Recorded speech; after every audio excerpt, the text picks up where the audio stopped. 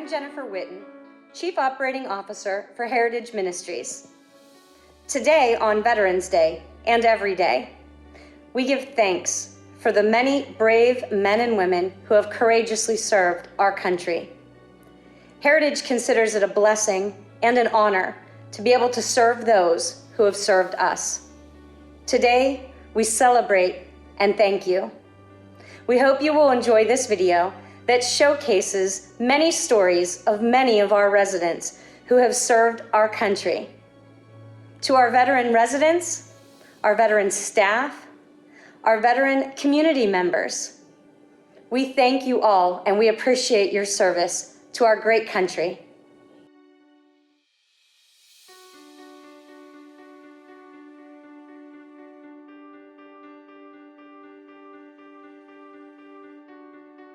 I served, let's see, it would be 67 to 70, 3.5 years.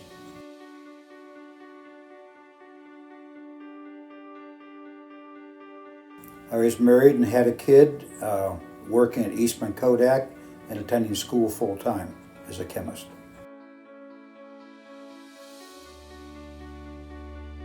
It was kind of a combination of both. My Selective Service Board knew I was married and had a kid, but they would not defer me. My number was 74, and they told me I would be drafted. So I talked to the Air Force, worked out an agreement with them that if I get drafted for the Army, I would be able to come right over and go in with the Air Force. And so on the day I was supposedly to be drafted, I actually joined the Air Force.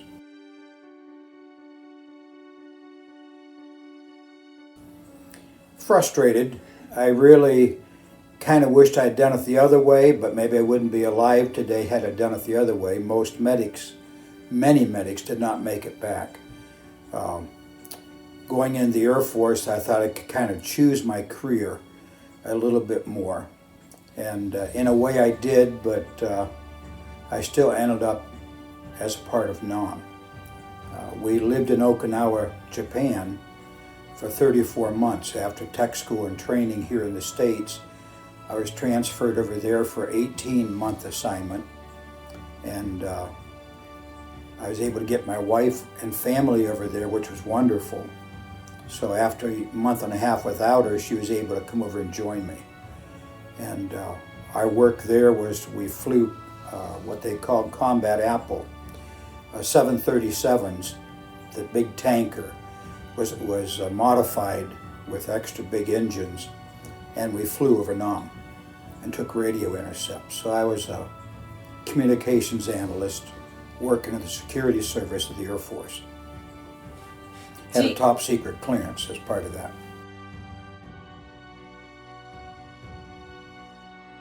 A few of them. Richard Chamberlain was our neighbor down the road from us, and the other one was, can't think of him right now, Larry somebody, but I can't remember his last name.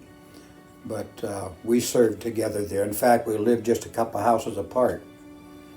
We lived off base because we both had our families there. He was the only other person I ran into in the military that had been that enlisted to avoid the draft because he was married and had a kid too. So we were there together with family.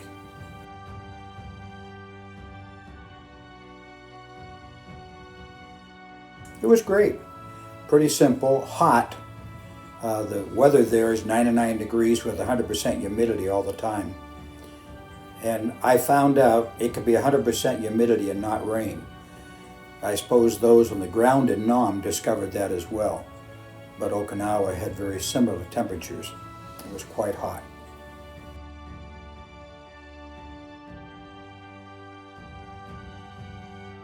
It was actually during that time I got my call into ministry, so that'd be the memory that stand out the most. It wasn't, surprisingly, the military that stands out as much.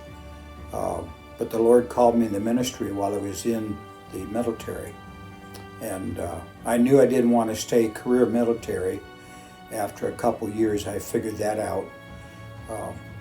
But I did want to continue to work, and so the Lord called me in the ministry, and that was my response. I said yes.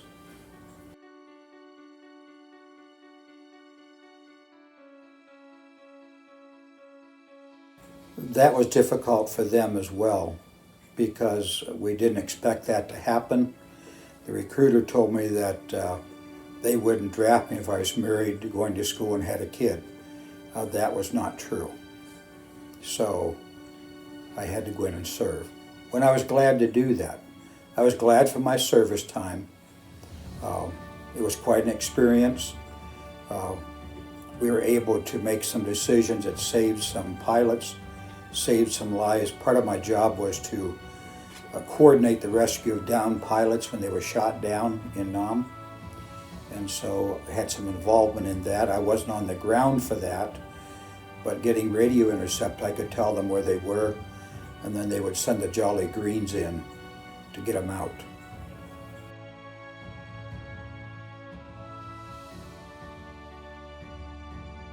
Well, I heard it primarily. We didn't get much visual, but we had all kinds of radio intercept. Our plane was fully equipped for that.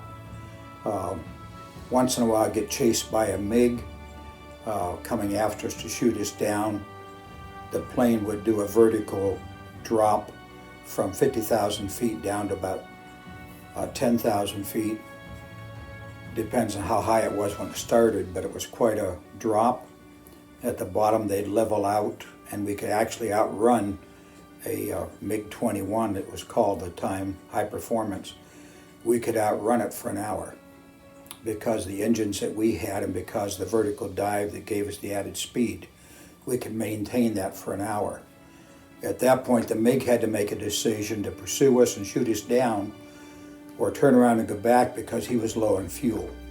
He couldn't follow us without having to ditch in the ocean, which was certain death for them. And so they always turned around. We had none that continued to pursue us.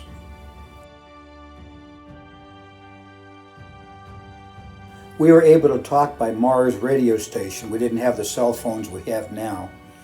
And so we would, from a Mars station in Okinawa, we would call a Mars station in the States.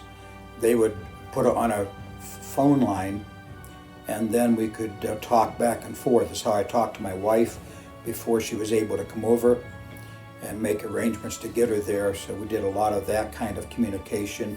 You had basically 2 minutes to talk because the next person had to get in. So we would do our conversation in 2 minutes. And the only person I called during that time was my wife. Later we were able to call my parents. When we had the birth of our child over there, I was able to get a hold of my parents and tell them we had a child. And we sent them movies and communicated by tape recorder.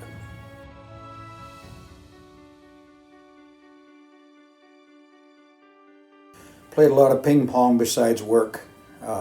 Started to learn to play the guitar. That's where I learned. Did it by books, and got pretty good at ping pong. Won the base championship.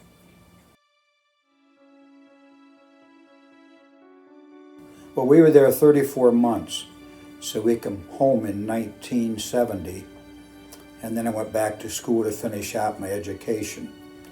I had had 4 years of chemistry, and because the Lord called me in the ministry when I come back to the States, I continued my education by taking religion philosophy so I could pursue ministry.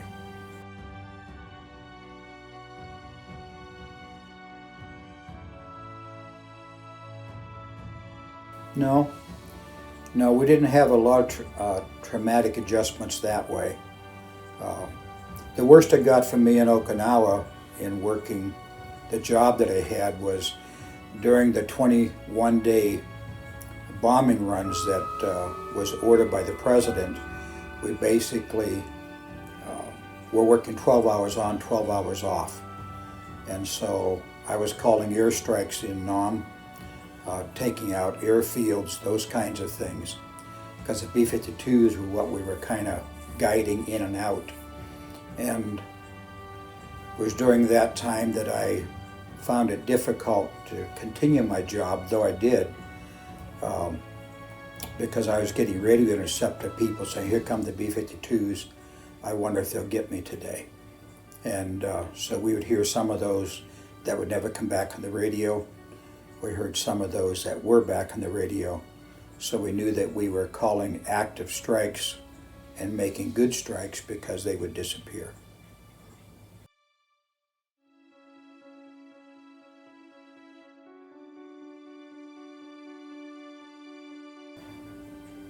No, I don't regret going in the military. It was a good experience. It taught me a lot. I guess one of the traumatic times was right in boot camp. I learned that the first time they raised colors and we were in formation for the color raise. That's a flag going up. When they raised colors, all of a sudden I realized that it could be my life, that I'm here, and if I'm called to serve, because at that point in tech school I didn't know, or not tech school but boot camp, I didn't know where I'd be assigned or what job I'd be doing at that point. It was just the physical side of training. And so I realized all of a sudden that this could be my life. I might not come home.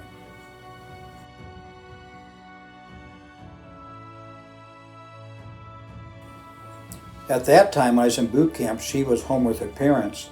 Boot camp was 6 weeks, and then I was transferred to tech school, and she was able to join me in Texas for that.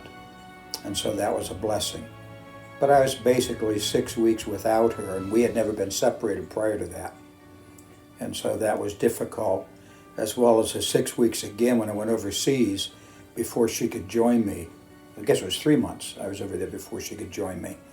We were apart again, and that was difficult.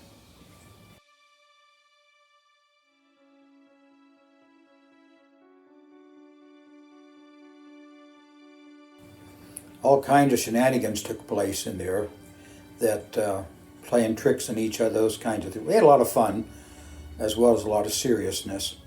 I guess you had to have the stress relievers because of the job calling for people to be taken out, those kinds of things.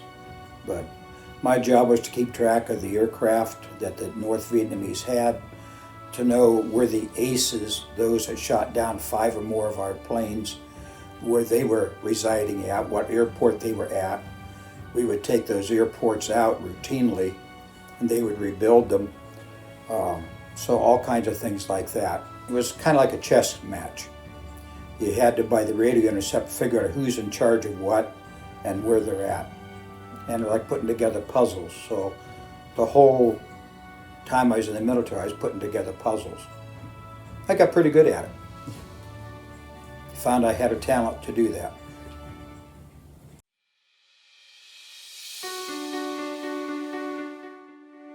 My name is Dick Boss. I had 5 years in the Navy. I spent a little more than half of that on the aircraft carrier Tarawa. It was named after a bunch of islands in the Gilbert Islands. I remember I couldn't figure out what kept that thing upright without tipping over. It's the one thing I wondered about. Quonset Point, Rhode Island. I was a yeoman, like a company clerk. Oh, I got them lined up for takeoff, yeah. Second class. I was single at the time. My wife has since passed away. They didn't hold my interest any. It wasn't bad. It wasn't bad at all for 3,000 men. Oh, I may have, I don't know. I can't go back that far, so I really don't know. No, I didn't own a camera. once, and that was enough. I think we were off the coast of New Zealand, and a humongous storm came up. We got bounced around a little bit, and I come close to losing it, but I didn't. We're lucky. Yeah, I did for the most part. I made sure I did. I didn't join the Navy just to be ugly about it. Once in a while, we'll call back and forth. Get up in Rhode Island. He and I were real close. Saluting the flag. I went back to the shop where I worked. Been 43 years with them, Weber Knapp.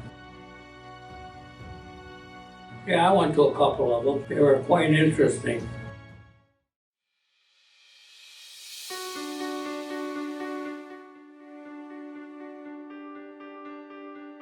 Yeah. Really wasn't. I was getting deferred at Furman for Casadega. With the doctor, I don't know what doctor it was. But he told me I had quit farming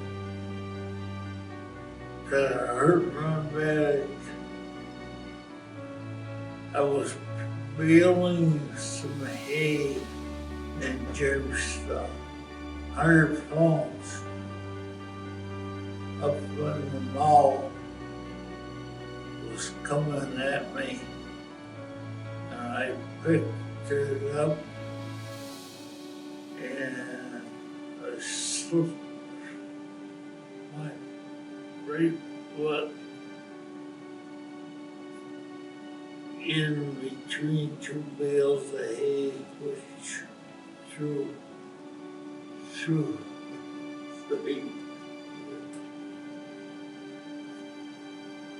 so I figured I wouldn't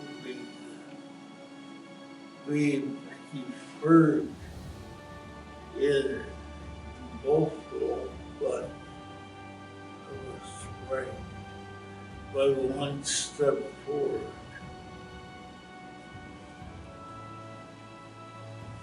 I was on a train for Fort Dix, New York. From Fort Dix, I went to Fort Meade as a cook. They asked me if I wanted to be a cook or work at electric. I said electric. Well, yes, they didn't know. The Army generally gives you what you ask. I ended up as a cook with me. And I stayed right there. I was a baker for a while, but I stayed as a cook and a cook. And we worked as cooks for the MPs and cooked big outfits too. I ended up at one place somewhere. We had a girl give us a party because we was a group of men that cooked for the National Guard at the time. No, we had better food for the Army chief there, National Guard. Different food for breakfast.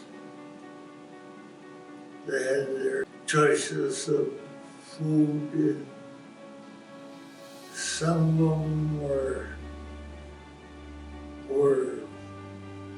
a lot different than the Army had. Right.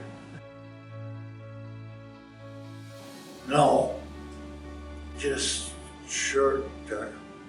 When I was out, I was rustic at Morocco, helped me to get a job. Which I did for 40 years. Jamestown, I was very from operating machines to dispatch. No, in fact, I married before I used to take her out, but coming back, she was married to auto mechanic, and so I was friends with her daughter. We ended up getting married after 2 years. I used to write letters to Betty, which I'm married. We've been married 2 years altogether. I've got 2 daughters, one's 60. She just turned 60. I've got another daughter, 58. She isn't married right now, but she does school golf. Takes care. I was head cook one time. We had table hanging stuff over. We dropped. I don't say too much about it, but we dropped the whole box of frozen chickens ready to go in the stove, oven. We dropped it and we had to get rid of the chicken. We had to get rid of. There's a lot of things that you keep quiet about.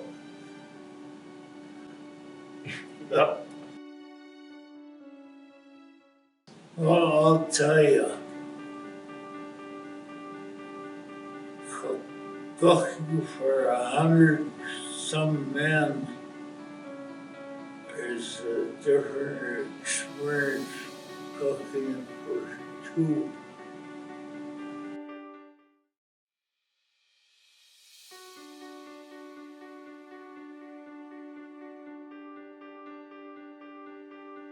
Kenzo. I enlisted or 58 to 60.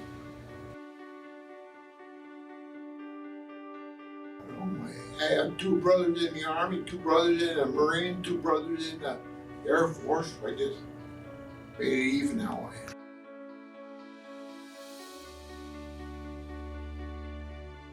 About halfway through boot camp, and they shipped us off to Germany because it was Vietnam War, I think, just started. When I got to Germany, I just got to Germany. I had to come back home because my father got sick, and they sent me back home for a month.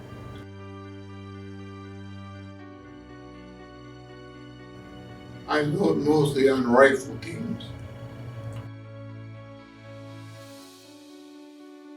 That corps, it's like a corporal.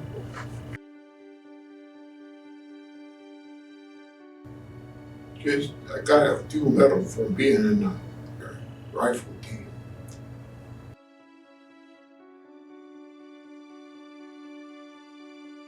Last thing I remember doing, well, they didn't even know I was over in Germany. When I went back, they didn't even know I was over there. So the last thing I remember coming home, all of the people I went in with, they all came by boat, but they sent me by airplane because they didn't know I was in Germany. I was at home before they even got there. I was home way before they got there.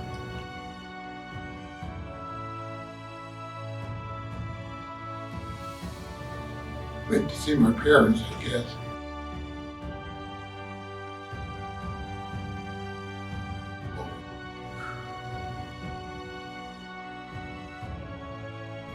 I had a little bit of money saved up. I just spent it traveling and stuff.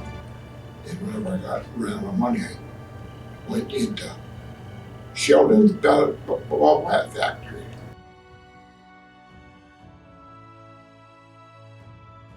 Just travel all over in Europe.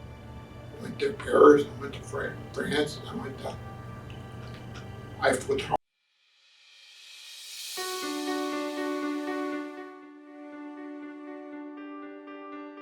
Yes, I did. Arrived in Korea in very first part of 1955. It was a year after the war ended, and it was relatively quiet. There was no fighting at that time. They shipped me up to to an area. We were the lead howitzer or artillery battery, Charlie Battery, about 3 miles south of Panmunjom in the Munsan Valley. And it was the 49th Field of the 7th Division. The 7th Division was 1/3 Korean. It made little difficulty in communicating with the Korean farm boys. But it worked periodically.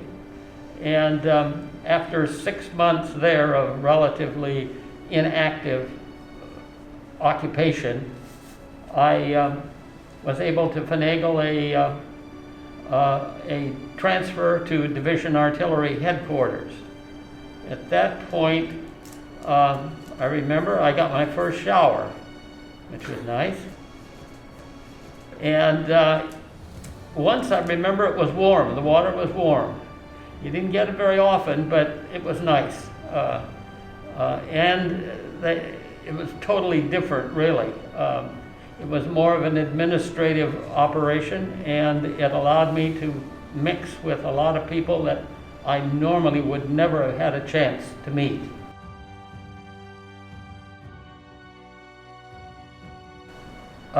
It allowed me then, the time that I was in the service, it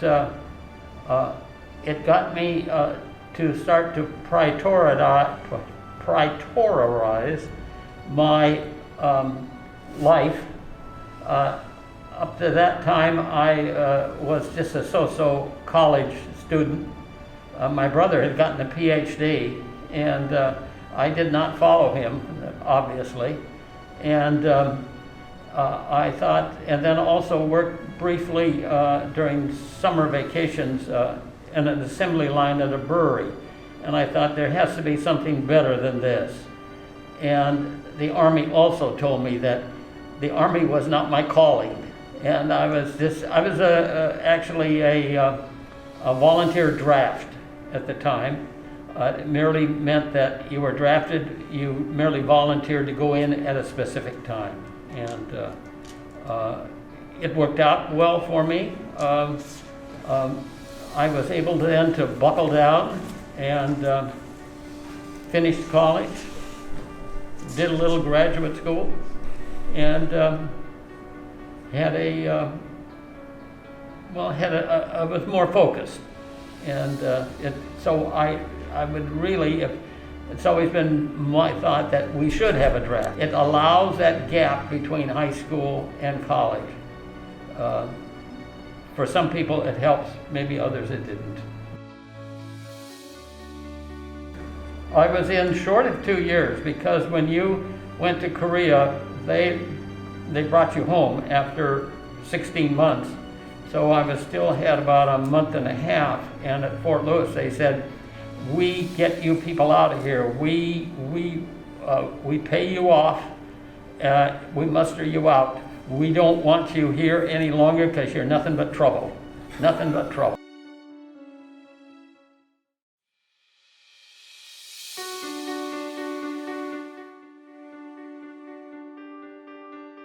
I enlisted 1959, I believe it was. Well, I was in school, graduated, worked for my father. I installed insulation in homes.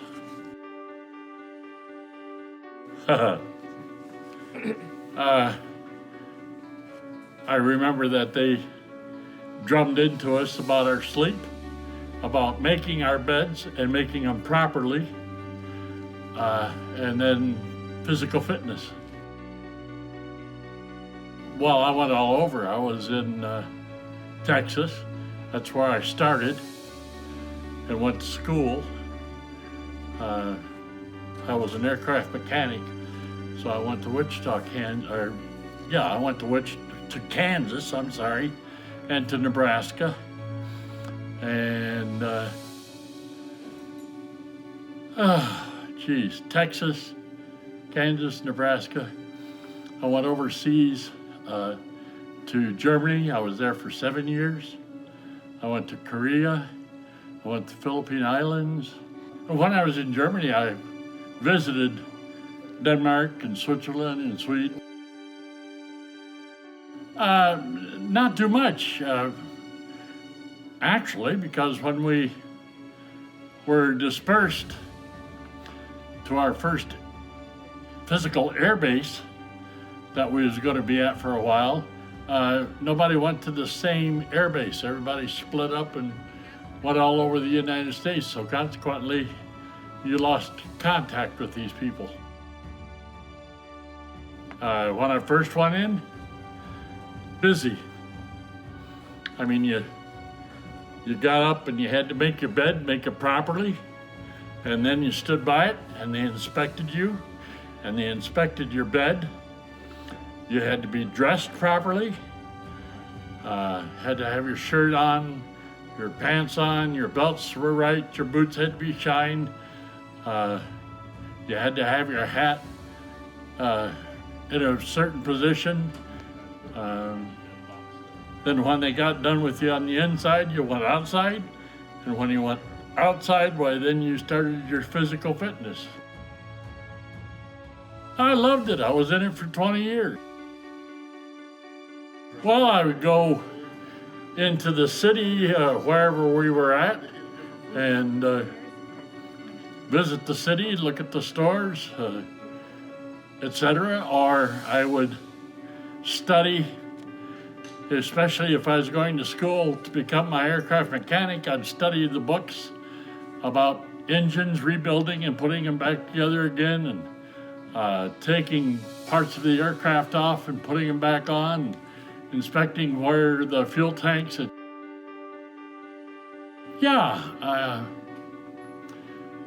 Let me see, when I first went in, I went home on leave, I think after I went out, well, when I finished school and my training and got assigned to my first air base, which was in Kansas, I took a bus and went home and visited my family and stuff. And when I went back to Kansas and went to Topeka, Kansas, Forbes Air Force Base, and started to work. Well, it was about 1959. You take 20 years, 10 years to be, what, 69, 20 years to be 79. I went back to Monroe, Michigan in about 1979.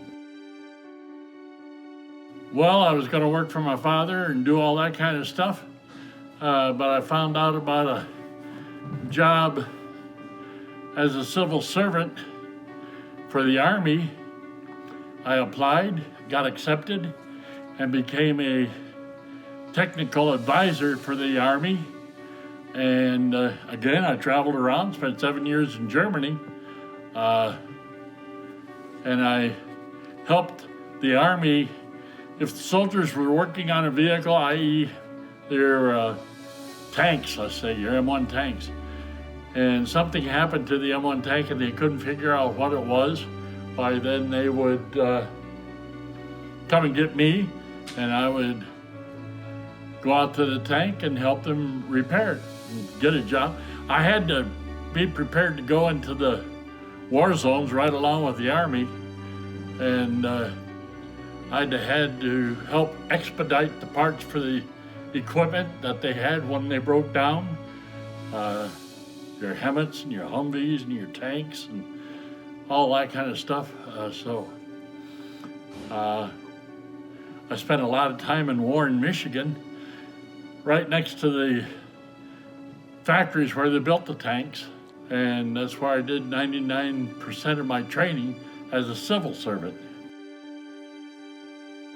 No, I belong to the VFW and the Vets of Foreign Wars, but I've moved around and now I'm here and I haven't reestablished myself anyplace, so I did do that for a while, but I was married, had kids, couldn't spend a lot of time in the VFW, etc., because I was busy at home. I enjoyed the military. I was glad to be able to work in the military, and I love airplanes, and I like to fly, and I enjoyed tearing them apart and putting them back together again. I enjoyed working on tanks and HEMTs and Humvees and all that for the Army, and if I had it to do all over again, I would.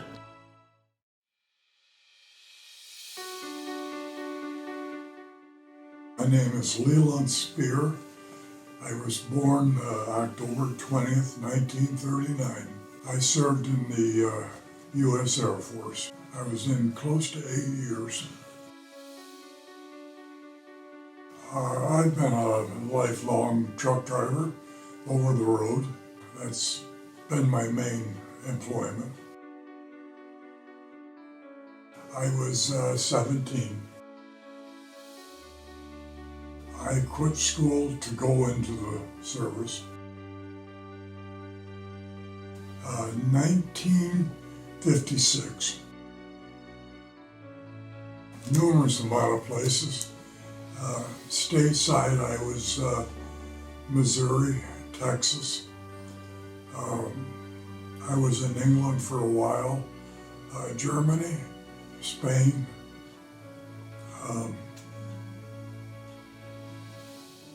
That's about it. We were a transit outfit. I was with what they call SAC. I was in during the Cold War, and SAC was a strategic bomber fleet. We had B-52s, B-47s, and we always had a couple of aircraft sitting at the end of the runway in case something happened, and we had to utilize them. No, I enlisted.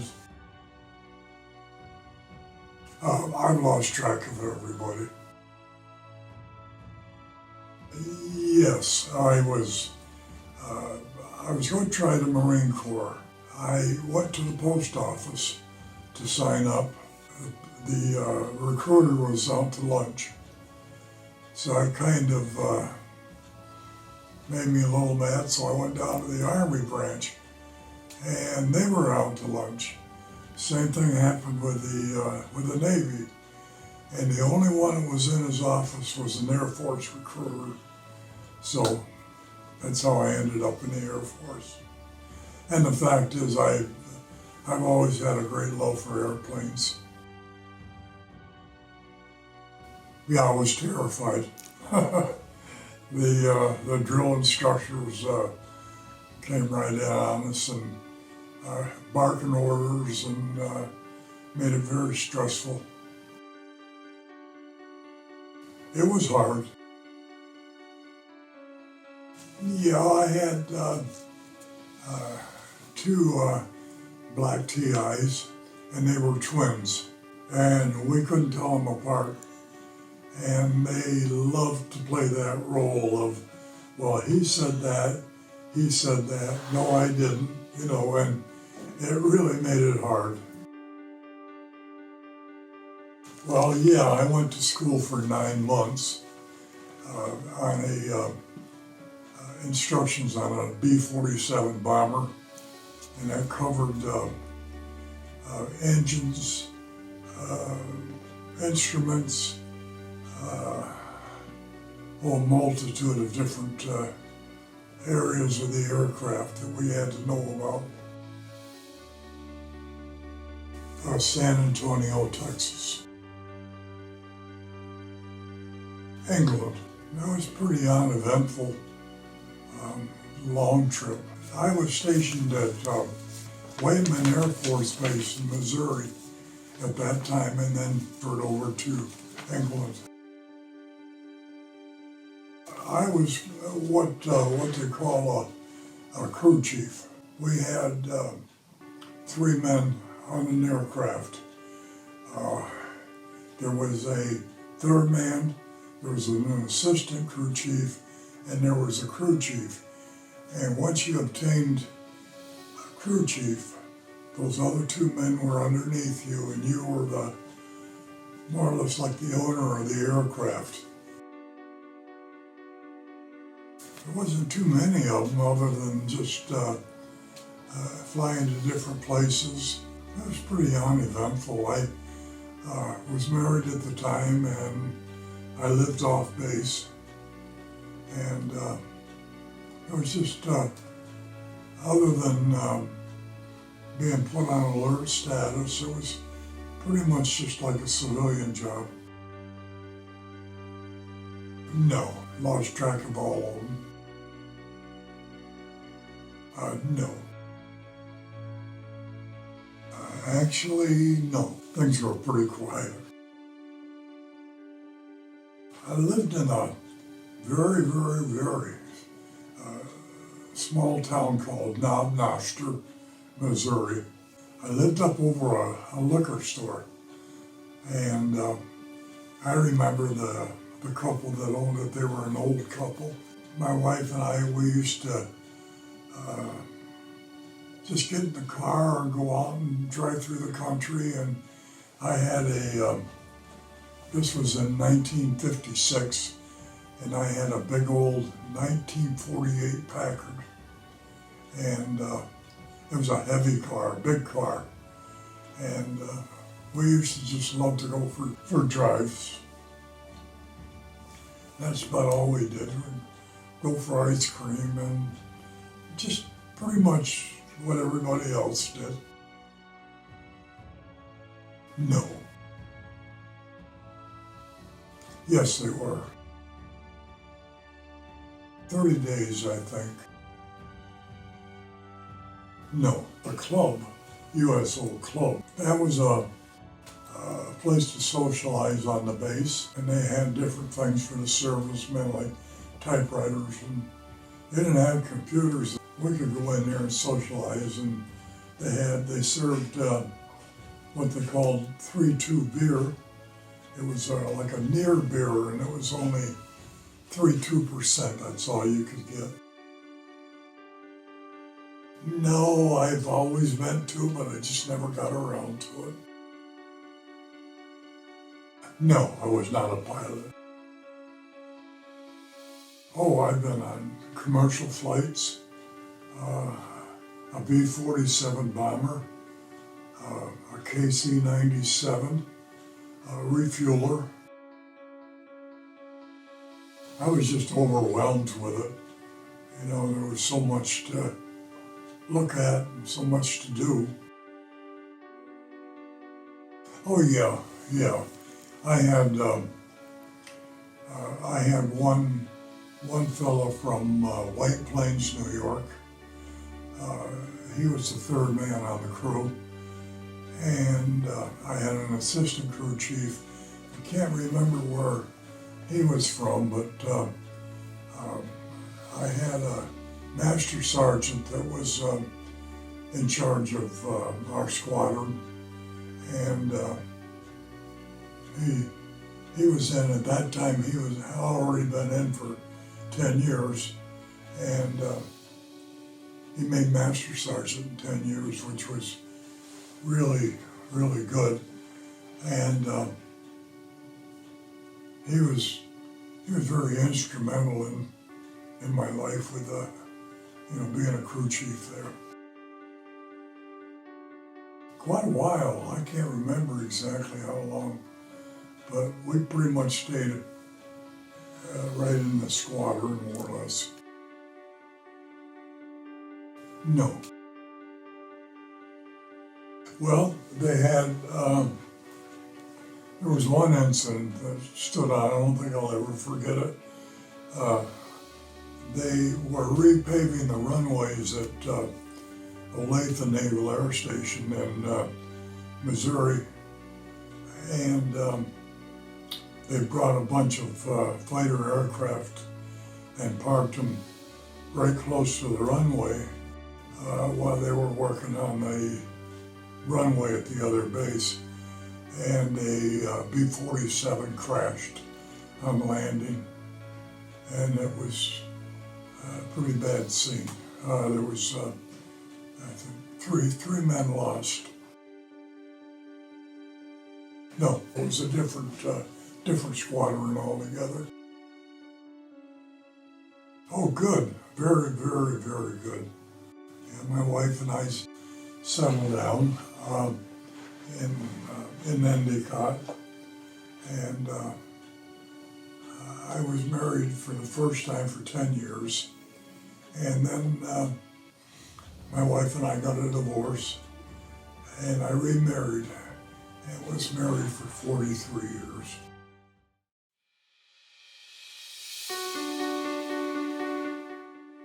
Hi, my name is NOREEN HEAVNER. I was born November 23, 1953. I served in the United States Army as a first lieutenant in the Nurse Corps.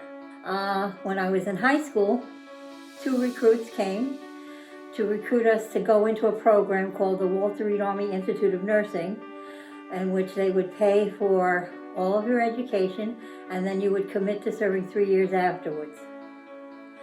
It was a great opportunity for me because there wasn't any money in my family to go to college, and I really wanted to be a nurse.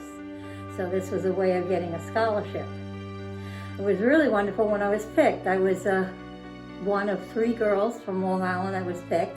I was the first choice, the other 2 were alternates. So that made me feel good because I used to be really bright, believe it or not. I graduated number 8 in my class of 565 kids on Long Island. The way it worked, I was inducted. I had my physical and my induction at Fort Hamilton, which is in Brooklyn. I don't know if many people have, if you ever crossed the Verrazzano's Bridge, would see it. Okay, it's right there. And then I was inducted as a PFC, which is a private first class.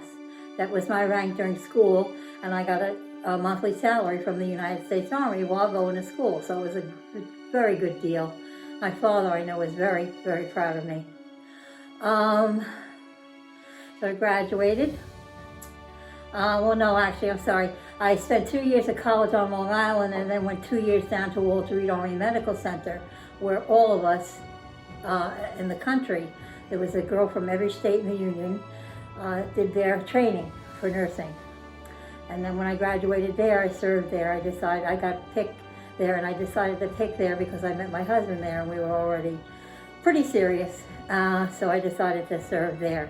And while there, it was during the Vietnam War, so I did take care of a lot of the people that came back from combat at that hospital. Stayed there after I graduated. We lived in Maryland, so I stayed there and worked there. My affiliation was with the University of Maryland. That's where I had my bachelor's in nursing. And then we moved to Long Island because I wanted to go back there and be with my parents. And my husband very kindly did that. He's from Maryland. And I worked there, raised 3 kids, and that's about it. I worked there pretty much till I retired in 2015.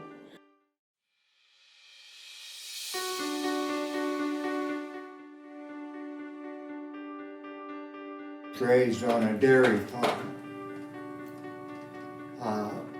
We'd get up at 5 o'clock in the morning and go to the barn, milk the cows, come in, take a quick shower, change clothes, go to school, come home from school, change clothes, go to the barn, and about 9 o'clock at night I was all done, and I'd come in the house, do my homework, and go to bed, and that was 7 days a week. Yeah. No. Well, I did. I was drafted by the United States Army, and once I was drafted, I could put in a request for the Marines or the Navy or the Air Force or whatever. I stayed in the Army. 18. I graduated when I was 17. Well, I wasn't really too happy about it. I didn't want to leave home. And, it took a while to adjust, but after I adjusted there, I didn't mind it at all. Physically, I was pretty good shape from working on the farm, and I had no problem with the ET instructions as far as the physical, the therapy. I was pretty good at it. They had us in a reception center, and they'd give you physicals and x-rays. It seemed like you spent the whole day with the doctor working on you, or a nurse. The only thing they ever found wrong with me is I had problems with infection in my gums. So they pulled all of my teeth, put my dentures in, and it took probably 3 months to get used to it. Believe me, that night after he put those dentures in my gums, I hurt so bad I couldn't stand. My face all swelled up and I couldn't get them out.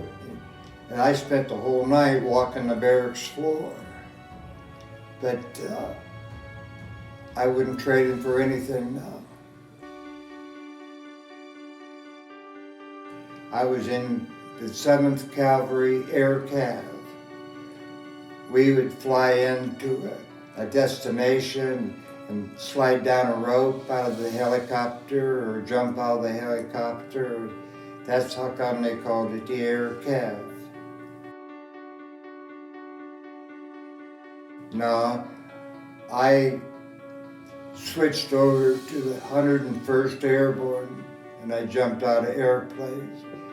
And when I was a drill instructor, I used to teach these young fellows that wanted to be an airborne ranger how to jump out of a plane and land and handle themselves. After my first tour in Vietnam, I went to every school I could go to, which really was a wonderful thing. I learned an awful lot.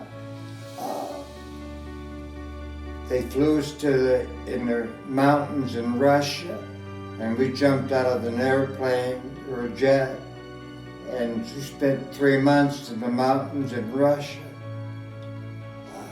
very cold. And then I left there. I've been probably, I can't think of any country in the world I haven't been. I've done a lot of training for the Marine Corps as far as parachuting, helicopters. I really liked that helicopter. I learned how to fly one a little bit. Every chance they got, they let me take over the control. I had a lot to learn then, but they made him quit. They wouldn't let me do it anymore. Being able to fly a helicopter, I thought that was really wonderful. I got over the being drafted part, and I thought, well, whatever I do, I'm serving my country. Okay. And that was about 90% of how I felt. No, we did not have enough food to eat. We lived on C rations and K rations when we was out on patrols. We had a warm meal, probably one every 3 days. Cold coffee.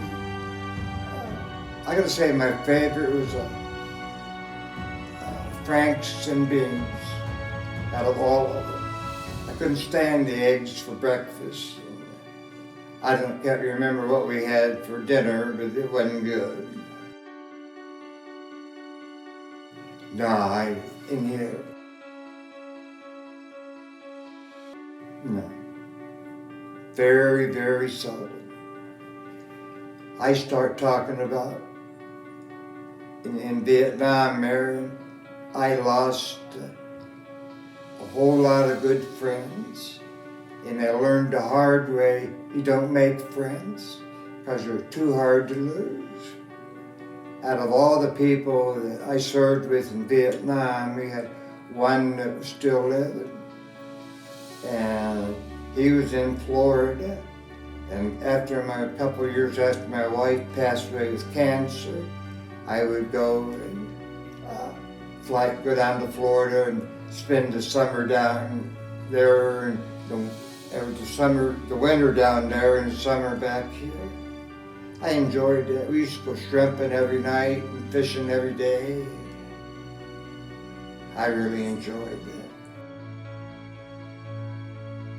Well, once we're going through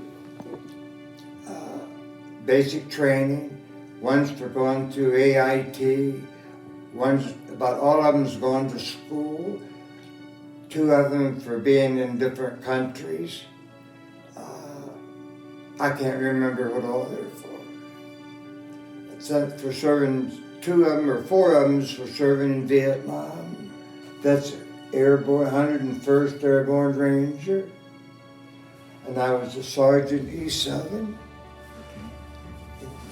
Over here, I was in the Mountain Division, and over here was Sergeant E7, and this is the 82nd Airborne. I used to have a 7th Cavalry patch, but I can't remember what I ever done with it. I bought a 38-acre farm in the town of Randolph, Ohio, which is where my father and mother lived. And the house was 170-some years old, or 50-some years old when I bought it.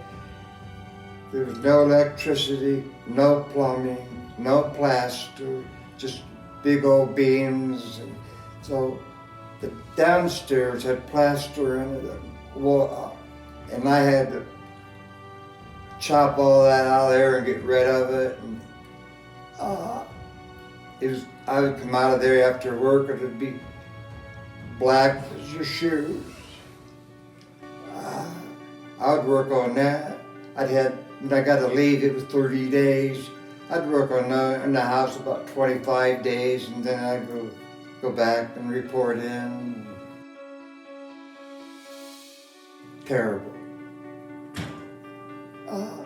I've been spit on, coffee thrown on me, paper wadded up thrown on me. People tried to urinate on me. My first tour in Vietnam, I flew into Cleveland and I had my dress uniform on. And when I walked into the airport, there's where it started. Baby killer, lady killer. The whole time I was in there. So on the way home, I had my dad stop at a store and I went in and bought me a pair of jeans and a shirt. And I put that on and I was okay. I have a lot of good memories before I went to Vietnam. I enjoyed the training. No matter what they had there, I signed up for. I was going to make a career out of it. And if I could have finished my third tour and I came back to the States, I could have been a sergeant major.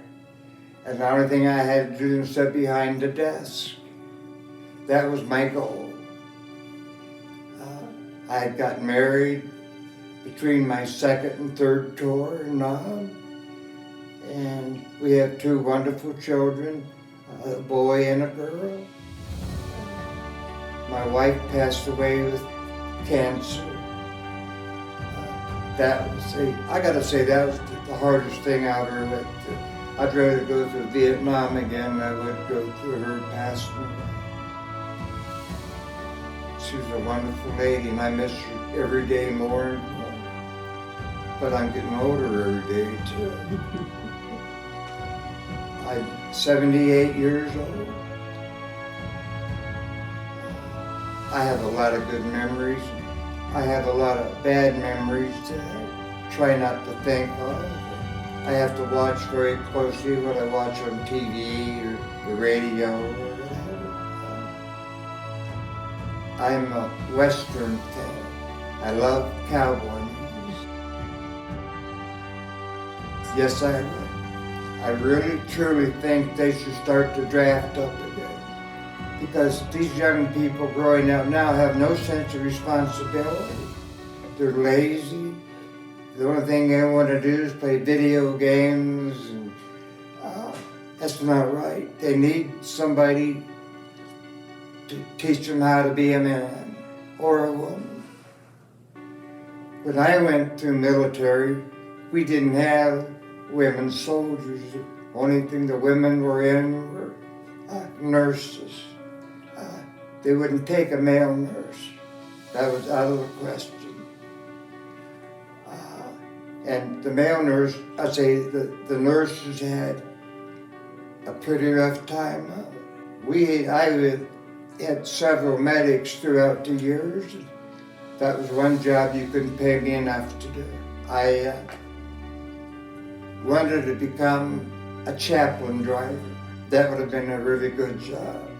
Or driving a colonel around, I really liked that. Thank you very much.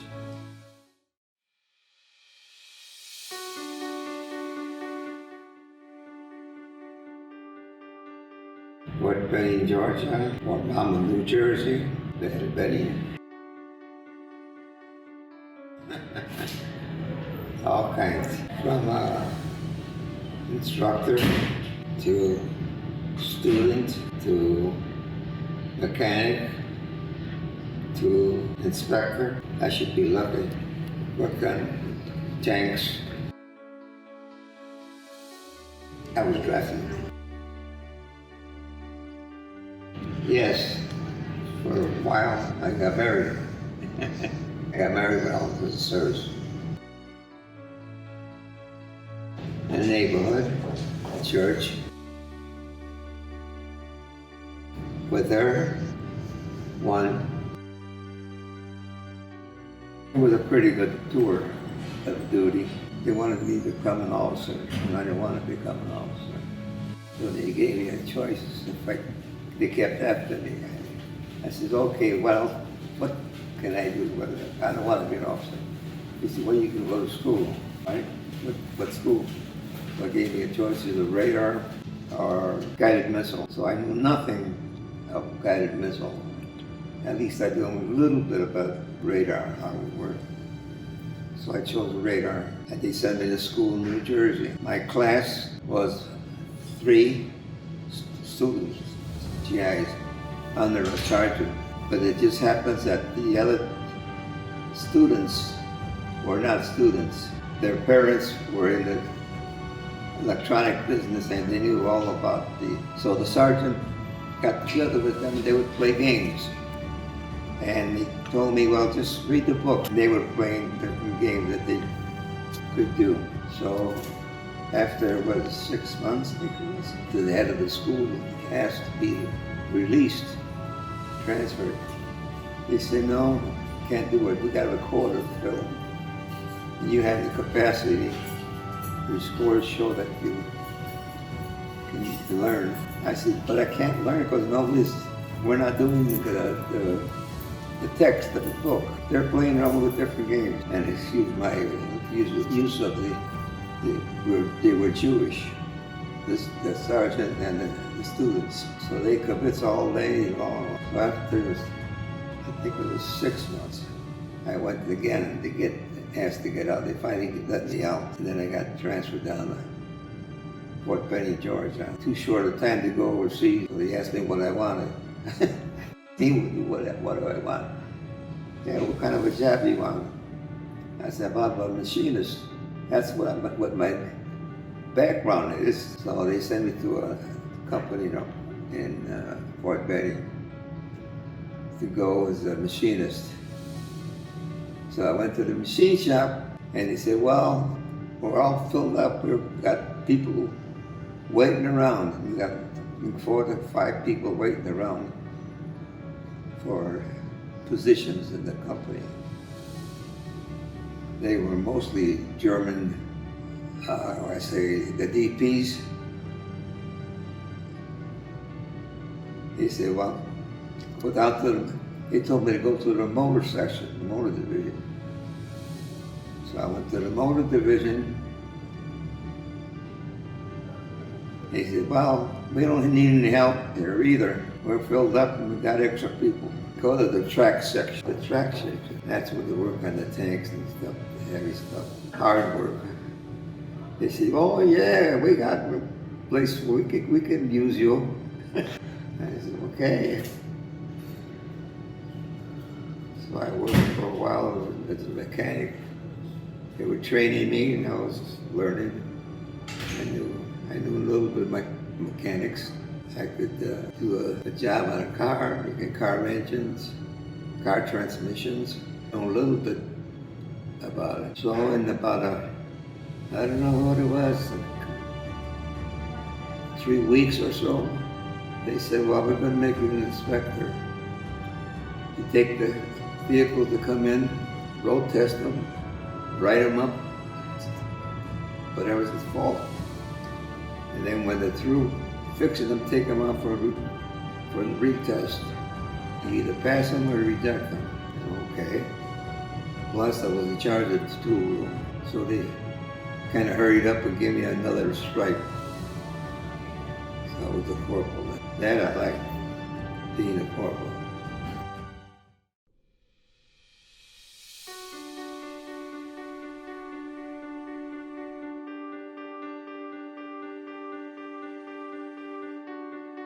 I was drafted during the Korean War. I was painting the house with my father. We were painting, and my mother come down and said she had a present for me. It was a draft notice. Truman.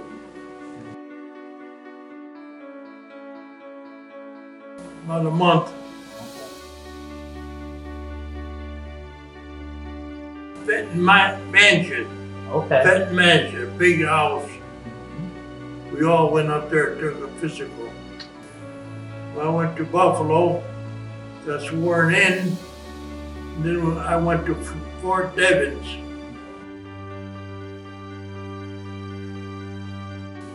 It put me in a place where I used to. I used to work in the body shop, and that's what I did in the Army first, during basic training. After basic training, they took me to Atlantic, Georgia.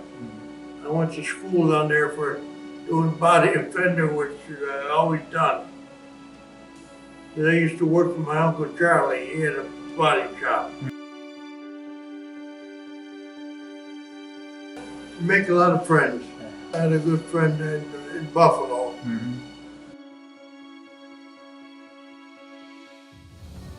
After Atlanta, Georgia, the schooling, I was the first one called to get my shots. I thought I was going to Korea. And the sergeant there told me, "You're a lucky guy." I said, "Well, how come?"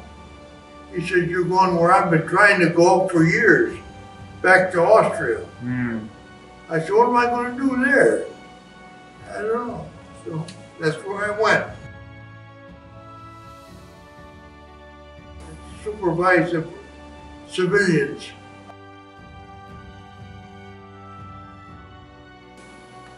Yeah, I met my wife. Her father was they drafted him at 49 years old in the German army. Shipped him down to Italy. Very smart man. He walked all the way home from Austria to Austria. Ended up in the mountains with a bunch of fellas during the war. They had a rough time there, the people, under Hitler. I had to leave over there because my dad had a heart attack. So when I went back, after I got out of the army, I went back and got married. I got married over there. I stayed over there about 6-7 months. I went over on a boat to get her. No, I didn't go over on the boat. I went on the plane, but she was scared to fly. So I traded that ticket in for a boat ticket. So we come back on a boat. We come back with her sister and her husband and her family. They had 2 daughters. They had to get off in Halifax, Canada, and we come down to New York. I had my brother and his wife pick us up in Westfield. We come on a train back to Jamestown.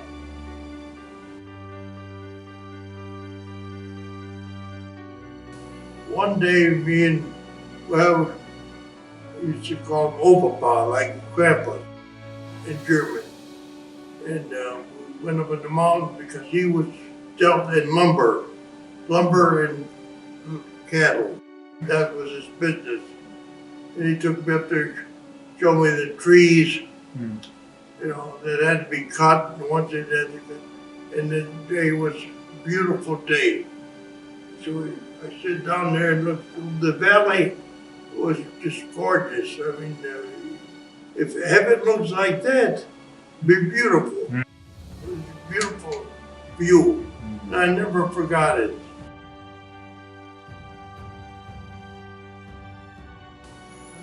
I learned life. We should use some of the things them people had over there. They had a beautiful family life. I mean, when the kids come from school, my wife, his father used to go through over the papers, the schoolwork. And that'd be good, otherwise they'd do it all over again. But they don't do, I don't know if they do, they didn't do that with me, but I didn't go far in school. Be close to your family, which everybody I think is here. That was a nice time. That's the best time of my life. Yeah. I've seen a lot of things. We landed in Italy there. Seen a lot. The Tower of Pisa. Went up through on the train. We went to Linz, Austria first. It's a beautiful time.